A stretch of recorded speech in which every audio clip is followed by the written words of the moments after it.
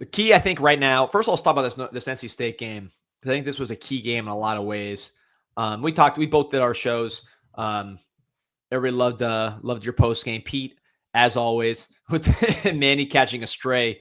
I was dying when I saw that. So what's the root of the Manny hate? Like, I always assumed it was something to do with like your professional life, but I don't think it was. Listen, don't mess with people's professions. Don't mess with people's professions. And when you suck at your job, you can get called out publicly. If I suck at my job, listen, people call me out. People call us out in the comments all the time. We can take it. I can take it. But don't threaten people's livelihoods. Hey, there you go. Point blank, period. Not good at his job. Yeah, remember when they were talking about him for the Penn State job and talking about all the ACC losses he had over Mario? That Joke. was, he stinks. All right, so focusing on some ACC teams that actually won this past week. So, yeah, Miami's performance over NC State. Let's get into it, Pete, because we haven't talked about it together. 581 total yards to 143 total yards. 41-7 was the score. I thought it was even like less comparable than that. I mean, it was these two teams were on different planets. The running game for NC State. This is a game I was worried about. Guy like Florida, man. The games I'm worried about, we dominate. The games I'm not worried about, like Louisville, we lose. So yeah, I'm off on those. But I think one thing that I expected more from NC State was their running game. Hollywood Smothers back healthy. Scott coming off a crazy game. Jaden Scott, crazy game against Georgia Tech where he just tore through him. I thought they were going to run the ball well, or at least be a threat to run the ball. 23 total rushing yards, 1.2 yards a carry. Let's start with that, Pete. This Miami run defense is absolutely sick. Yeah, it's been awesome. It's been awesome. I think, and that's what I said at the end of the game there on the post game, is that Miami's line of scrimmage really controlled this one. Not only the run, but a lot of the stuff we saw from CJ Bailey, I think he was affected heavily by pressure. You got to give this defensive line coaching staff a lot of credit. I think guys have started to come along and progress big time. Justin Scott, we shouted him out the last couple of weeks. He's continuing to become a consistent player for this defensive line. Mesidor has looked healthy. Right there, he was not, probably should not have played that game against SMU. That was I think the feeling coming out of that one from a lot of people, just because he didn't look right in that one. So there was questions: how is he going to come back? He has looked great. Ruben Bain, obviously the production has not been the same as it was early in the season, but he still affects plays tremendously and takes so much up in terms of attention. Armando Blunt continues to come along. So really excited about that group. And even like early in the game, you were getting Dante Simpson in the mix. Early in the game, you were getting Herbert Scroggins in the mix. And not going to say I told you so, but I think it helps when those guys are playing early, because then later in the game, you could still tee off and there's not that drop off of energy. So, yeah, no, bodes well for the future too, right? Because David Blay, you don't have next year. So Kyle says Bain, lowest graded games of the season or last three. Anything there? I mean, look, unfortunately, he was banged up last year, but I think we saw some of this too. I don't know if teams just really are scheming so for him, right? That unfortunately kind of almost gets taken out of game. Not taken out because he's still affecting. But I think you see it with quarterbacks a lot of times when teams start to game plan for them a certain way, production can drop. I think there's some of that with Bain. I mean, we saw it again last year, wasn't healthy, but that's unfortunately we've seen some stretches where he was not really there in terms of production during his Miami career. So, I mean, isn't he the highest grade player on PFF's entire database? So I think it's. I was just going off of Kyle's. I know you are. I know you are. I'm just saying. I think it's all relative. He is a big reason why our run defense is so dominant. So I think you got to factor that in. The thing that I would have concerns with, and why I think maybe he's more of a top 15 pick potentially, depending on who picks. NFL draft, you don't know who's going to pick, right? So it's like you kind of got to put a range in and see how it falls. But one of the reasons why I think his range could go like bottom part, like, on the bottom end, top 15, as opposed to like top 10 lock, is he doesn't have the longest arms, and he's not the longest guy in general. So when he gets to the quarterback, I'm not sure he's the absolute best finisher. He's got a lot of pressures. He had pressures on Saturday, but he's not finishing as much as, like, for example, Messidor. He's not as fast too. So, maybe just like right when he gets there, the last second to close, he's not as explosive. But I mean, this guy's a great player. And if he's healthy, we're going to have an unbelievable defense. Again, not to bring up Notre Dame again, but this is where he made his name against that type of team. I think you just have a guy that's getting a lot of attention, who isn't the best finisher in general and is forcing more hurries and pressures than sacks. But ultimately, I think it's more on this, as Rico says, Bay needs to slim down weight wise. And from what I understand, I think the weight's gotten back up to, he was probably like 265, 270 at the start of the year. And I think the weight's gone back up. So that, I think that could be part of it too, Kyle. It could. And look, I mean, I think Bane should play. I think he's just naturally a bit. Yeah. That's what I'm saying. I think he's naturally. I'm not saying the guy's not doing what he's supposed to do, but I think naturally he's a guy who probably ends up sliding inside at the next level a lot. It could be, Pete. And people say that. I mean, I think, with Messidor and him, it's a nice pairing, because whoever plays opposite of Bane, in my opinion, when you get to the next level, should be a pass rusher first. Like, I don't know if Bane's going to be the leading sack guy on his team necessarily at the next level. He's not on this team. Messidor has more sacks. But I think if you have more of a pass rush guy, like a fast guy, like a cleanup guy on the other side, Bane's going to dominate up front and hold up his spot. And then he's also going to get pressure and maybe free at the other guy to make sacks. Almost different body type totally. I mean, literally the opposite body type. But there's some similarities to Rousseau, in that Rousseau is like very good against the run. Elite against the run, and causes pressure, but he's not necessarily the guy that's getting the sacks. Now, again, the body type of Bane and Rousseau is legit opposite, but I think that they're similar in that way. Rousseau's always better when you got like a true cleanup guy next to him to get a lot of sacks, or on the other side of him. I think Bane's kind of like that.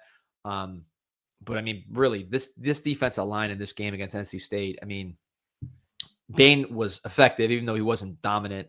Messidor had a sack. Marquise Lightfoot had a big tackle for loss. Armando Blunt playing mostly defensive tackle, which I think is going to be his home going forward.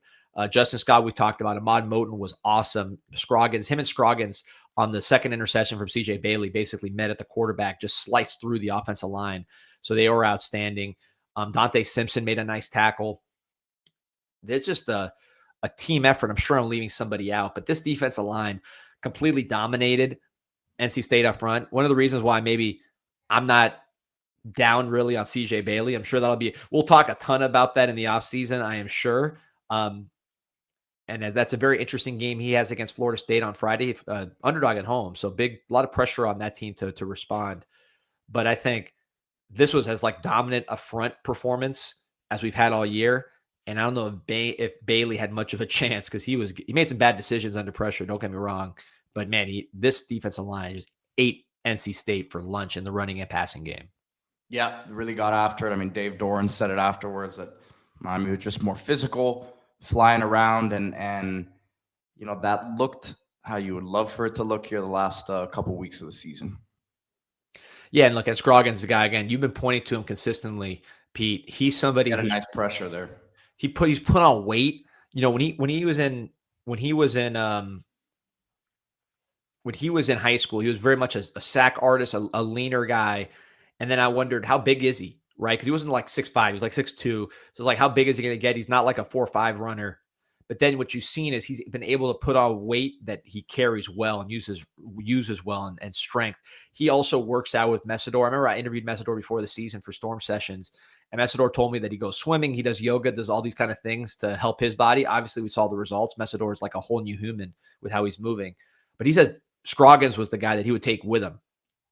So that tells you just the work ethic and the want to on Scroggins to lead that. Maybe Scroggins, as he gets further along in his career, will do that with the, guys like DeAnthony Lafayette or whoever, right? So it's a good culture in that room. Messidor is a big reason for that. I think Scroggins is next in line. Coming from Drago, I want to get your thoughts on this, Pete, because I didn't talk to you about Bailey, really.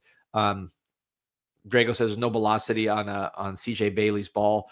I mean, I thought he was moving backwards. That's why there wasn't a lot of velocity. He looked was pretty live against Georgia Tech the week before. He is the guy who he can make off platform throws. So I was a little surprised that we didn't see him do it with a little bit more success. But no, man, he didn't. I'm a Bailey guy, D, but he did not look good. I gotta say, pressure or not, like he did not look like he had it. I don't know if he was just, obviously a lot coming back home. There was so much right, but this is why, again, this is what, like, my read on the game in the lead up to the week. I still thought they would have scored more points there, it kind of in garbage time, but there was no way to me that CJ Bailey in this offense was going to catch Miami off guard.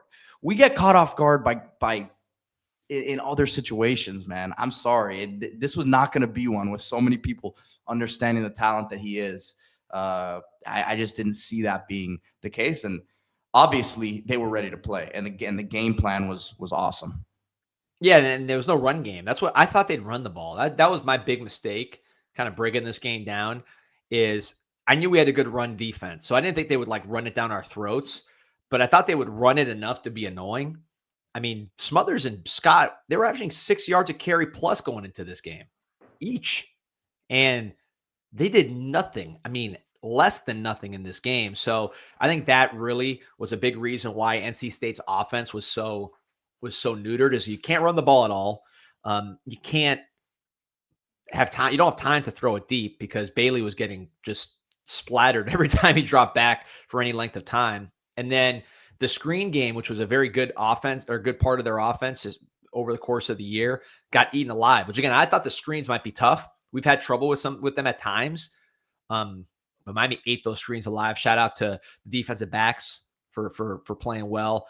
One of the big plays, I don't remember exactly what type of screen it was, but early on, I think about in the first series, they threw a little pass to him. I meant to the tight end Jolly, and Bryce Fitzgerald just flew in and made a really nice tackle. That was the first drive, right?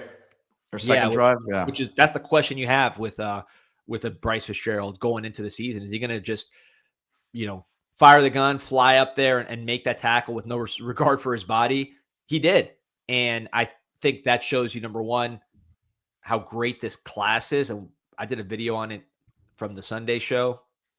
This class of 2025, absolutely impactful. Probably the best class they've had, which is crazy considering it was their lowest rated class.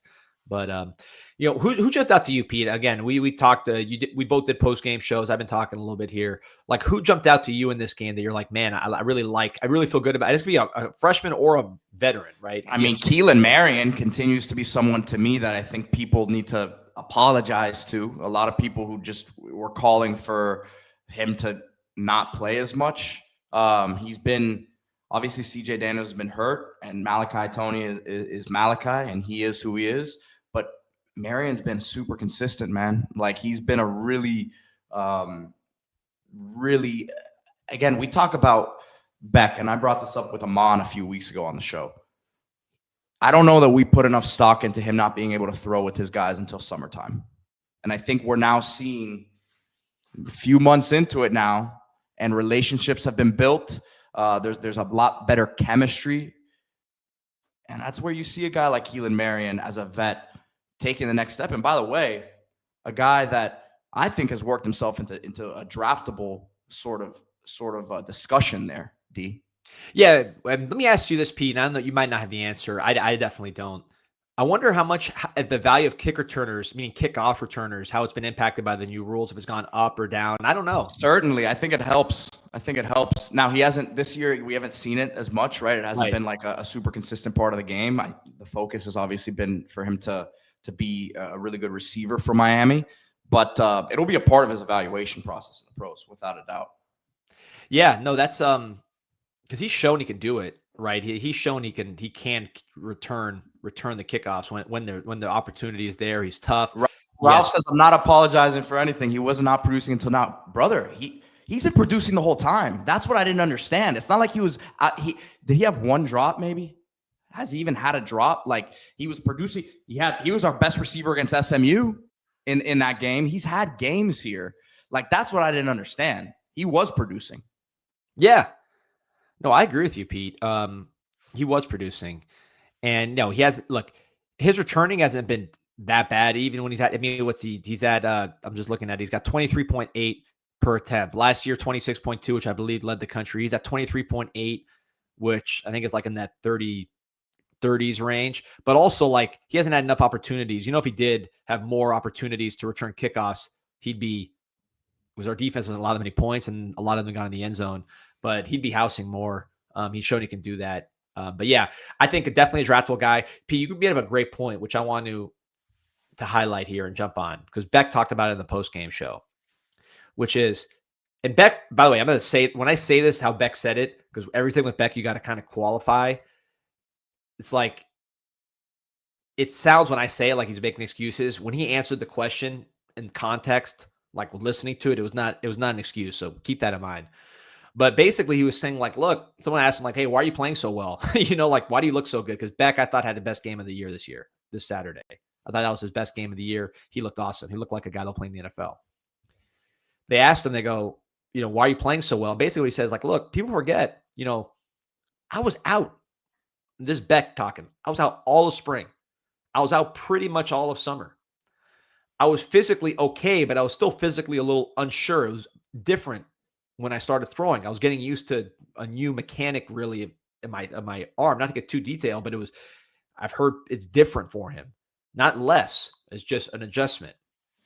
So he's like, I had to get used to all this stuff. And like my timing. Now my timing's better. I feel much more comfortable physically. I'm just, making up for lost time.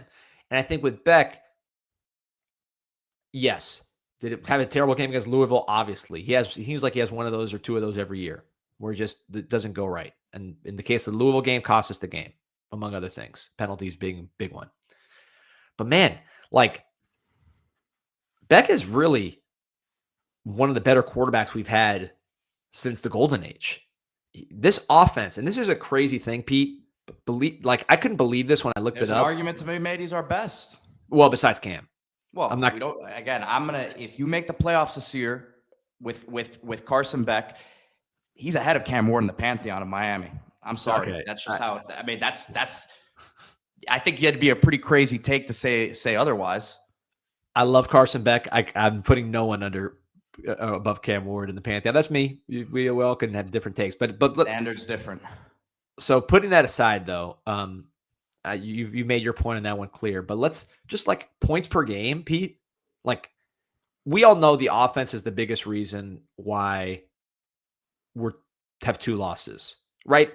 Penalties on offense, and then the turnovers that Beck had against Louisville, and lack of explosiveness, lack of imagination, some might say, in terms of the play calling, all the things that we've talked about a million times. This is the reason why we're arguing about making the playoff as the last one in, as opposed to just walking into Charlotte, right? So we know the offense is the reason why we have 2 losses pretty overall. However, what I don't think people realize, because I didn't quite appreciate it myself, Miami right now is ranked 22nd nationally in scoring offense, 32.4 points a game. I mean, Ohio State's, who's number 1, is 19th, right? Alabama, which is a great offense, is 29th. So we are actually scoring more points than I think people realize. Now, it needs to get better. It needs to keep on the trajectory it's going. You're playing a terrible defense this week against Virginia Tech. You got to score over 40 in that game, even though it's on the road, tough conditions, all that. You got to score every time you got the ball, pretty much. And then, of course, Pitt, that's a tougher defense, but Notre Dame was able to score on them in that same stadium. So you got to keep scoring. But this offense might end up in the top 20 or close to it in terms of points per game.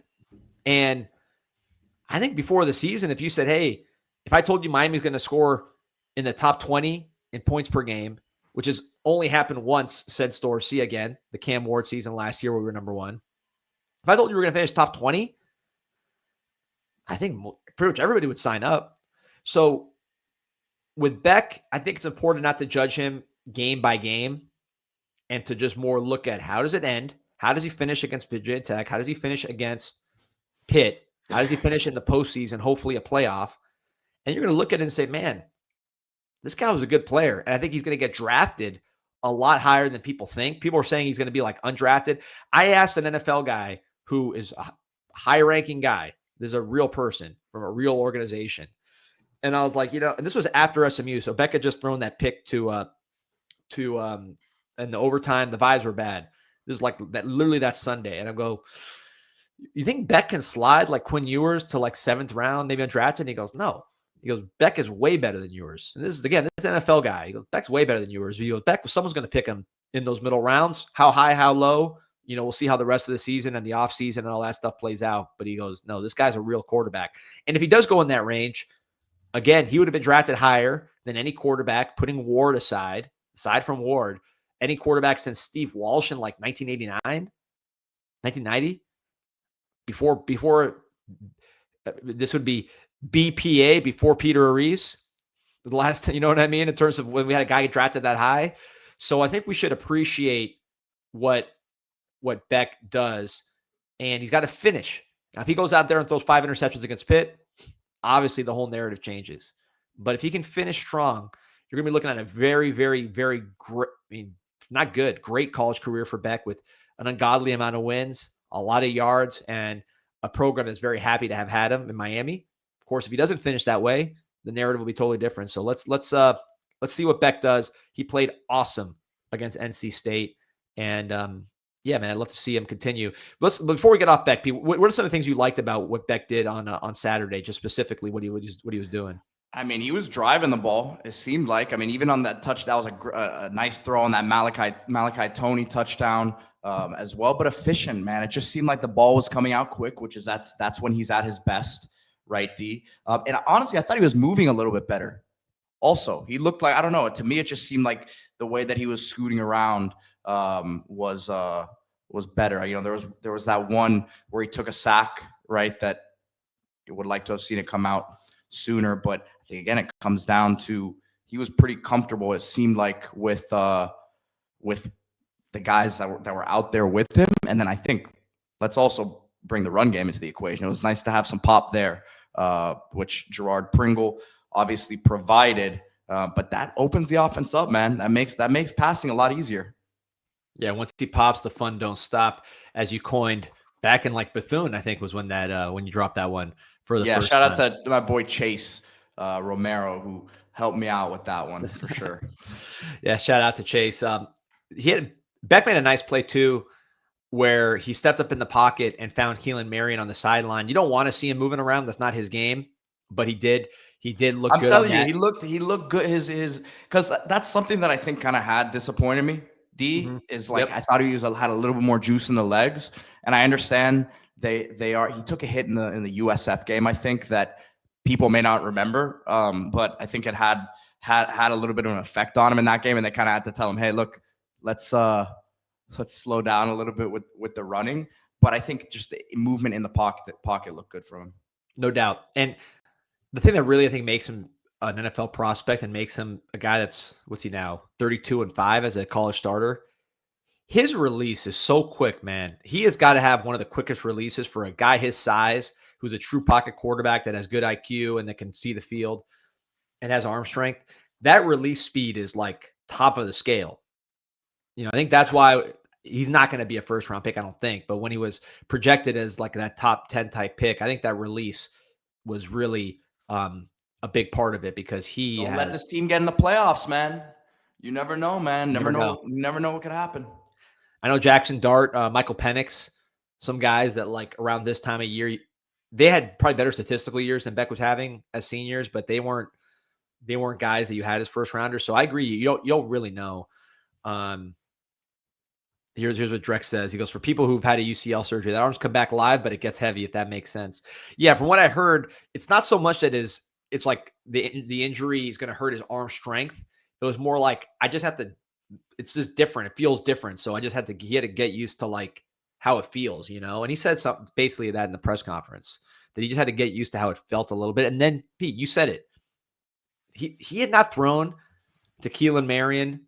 He had not thrown to any of these guys, which is one of the reasons why, among many, people are always, it's a hot topic. Why are Trader and Lofton, who both made some nice plays in this last game, Lofton had some tough moments as well. But when they say, why are Trader and Lofton such dominant players in the spring, and then non-factors in the fall and then ultimately during the season.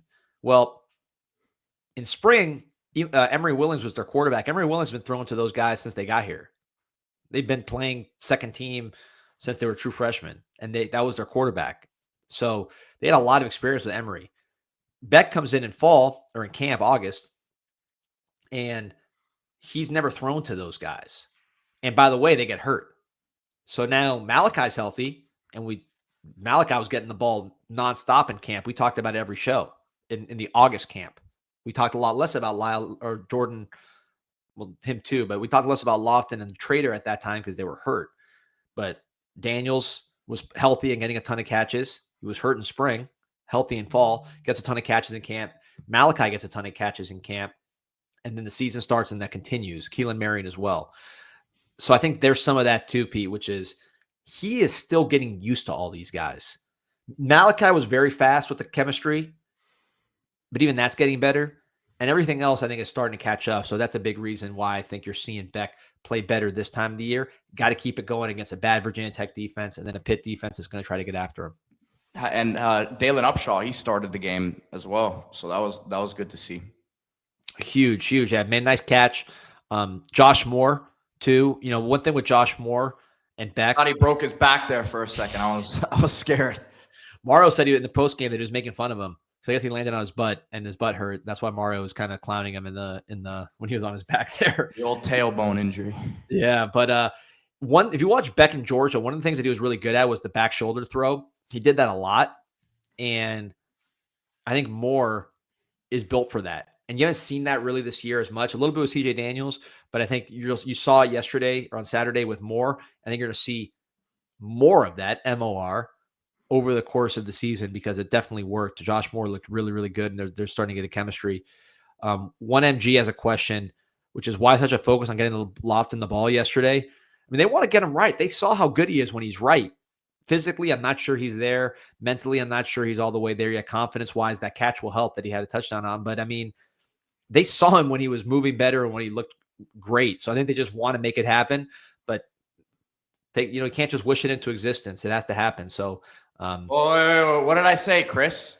Chris says, "Pete, shut up." What did I say? I think he's probably at the beginning of the show. He's probably what sparked that comment, man? He's probably in the rankings portion of the show. They were telling me to shut up too, though. The chat was pretty divided, I will say.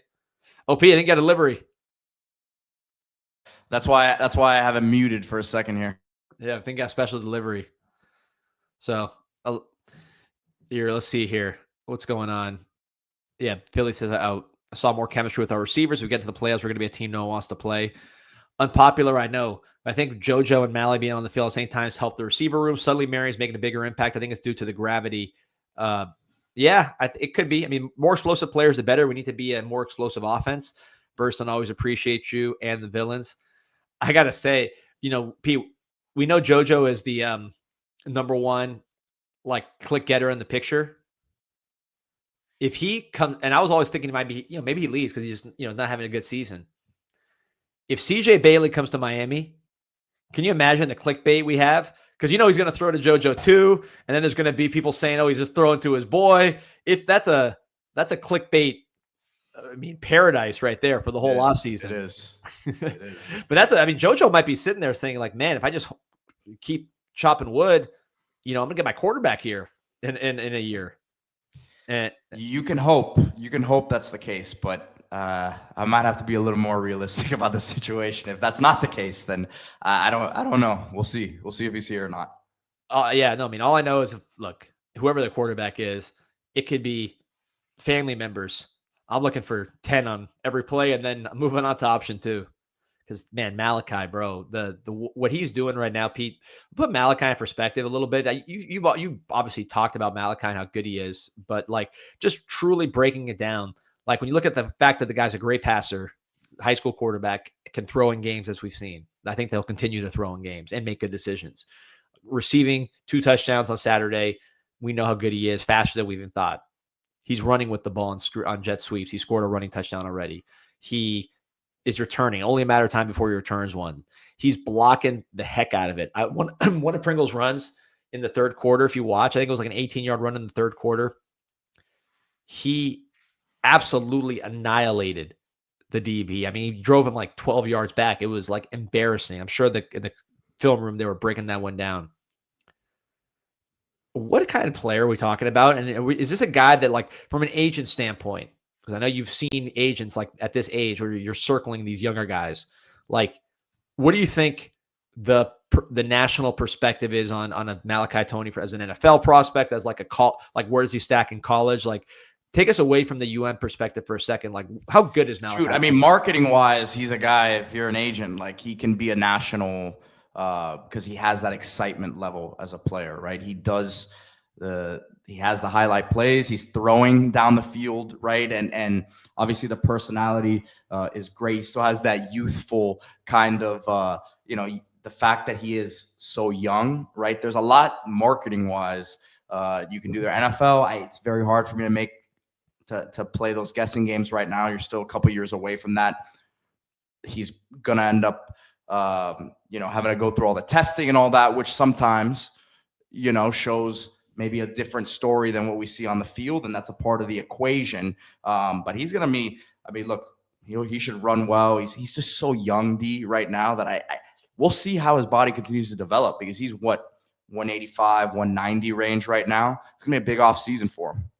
Yeah, and he's a hard worker, so you expect him to maximize everything. Just want him to stay healthy. Yeah, like my kids are young. I always talk about on the show. I got one son that's 11, the other one that's 9. They both play flag football. They both play a bunch of sports, and they love Malachi Toney. I mean, Malachi Toney, like, and not even them, because they know all the players because just being around, but like they're friends. Like, Malachi Toney is the star of this team.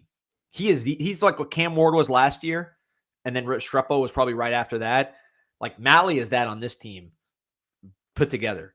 Like, there were kids on the way over. They were filming social media when I was walking to the stadium.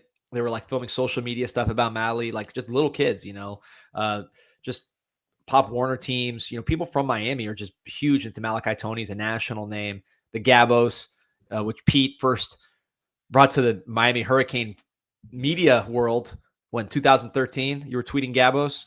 Yeah. So that's a big thing. DJ Khaled, he's been tweeting Malachi Toney or Instagramming Malachi Toney stuff all weekend. This guy is a star, and I think we talk about the portal, we talk about all this other stuff, but at the end of the day, the best way to have impact players is to keep them. At least the easiest way to have it, like, truly impactful. I'm talking about the stars of the sport, Jeremiah Smith kind of guys. So you got one for 3 years, and he'll cost a lot, but he will cost a lot. He will be worth every penny. But you will have to make decisions based on that. That's you'll maybe go a little lighter elsewhere, because you're gonna have to pay him a lot of money. That's just what happens. You got to be good with those evaluations, and this is what we said in the offseason a lot. What is going to separate? There's a lot of programs that can throw money around to star players, but what's going to separate is those evaluations that, hey, Jacoby Thomas, for example, out of the portal. I don't know how much he's making. I'm sure he's getting well compensated. Like, an SEC transfer is not going to be cheap, but it's not like that one you probably had to absolutely break the bank on, right? So you got to be good in these evaluations. Amari Brown, for example, same sort of thing. That's what's going to continue to separate when you talk about talent evaluation. Yeah, 100%. And speaking of evaluation, Pete, the second portal period, right? We always talk about evaluation with high school kids. The second portal period. By the way, 2,000 on the show, man. Like and subscribe to the program. Wait, hold on, Chris. I need to know what am I crying about? Tell me. He's behind. I guarantee he's watching the polls. He's watching the poll part. Well, I don't know what I was crying about. I just literally said I didn't have faith in the playoff committee.